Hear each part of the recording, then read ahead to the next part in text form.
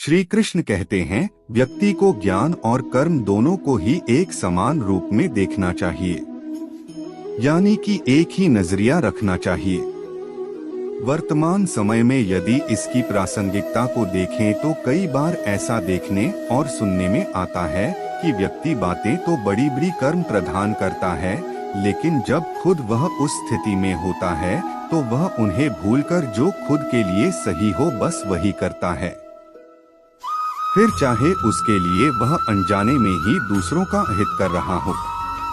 इसलिए ज्ञान और कर्म दोनों को ही सदैव एक समान नजरिए से देखना चाहिए। कर्म वही करें जिसकी ज्ञान इजाजत देता है। इस तरह से व्यक्ति सही गलत और पाप पुण्य के बीच का फर्क आसानी से समझ सकता है। कोई भी व्यक्ति जब क्रोध करता है तो भ्रम पैदा होता है, यानी कि सही और गलत का भेद मिट जाता है, बस क्रोध ही शेष ही रहता है। इससे बुद्धि भी व्यग्र हो जाती है।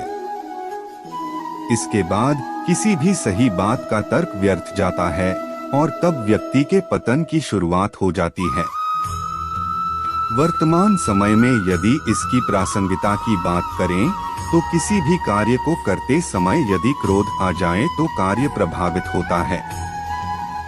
कई बार तो यहाँ तक देखा गया है कि लोग क्रोध में आकर अपनी नौकरी, रिश्ते या फिर जिंदगी तक को दांव पर लगा देते हैं। वह अपने क्रोध के दुष्परिणामों के बारे में कभी भी विचार नहीं करते। इसलिए जरूरी है कि जब क्रोध आए तो कुछ क्षण रुककर उससे होने वाले परिणामों के बारे में एक बार जरूर विचार कर लें। आय कृष्ण ने बताया है कि व्यक्ति का अपने मन पर नियंत्रण जरूर होना चाहिए। मन अत्यंत चंचल होता है, इस पर विराम लगाना मनुष्य की जिम्मेदारी होती है, अन्यथा यह तो अपनी ही गति से चलता रहता है। वर्तमान समय में मन पर नियंत्रण रखने से आशय है कि कई बार हमें पता होता है कि जो कुछ हम कर रहे हैं या फिर करने जा रहे हैं उससे किसी का अहित हो सकता है, या फिर हो सकता है कि खुद के लिए भविष्य में यह नुकसानदायक हो, लेकिन वर्तमान में कुछ पलों के लिए वह सुखद है। मन की चंचलता के चलते व्यक्ति जानते समझते हुए भी कई बार गलत कदम उठा लेता है। इसलिए ऐसे कर्मों से दूर रहना चाहिए, अन्यथा व्यक्ति का मन ही उसका सबसे बड़ा दुश्मन बन जाता है।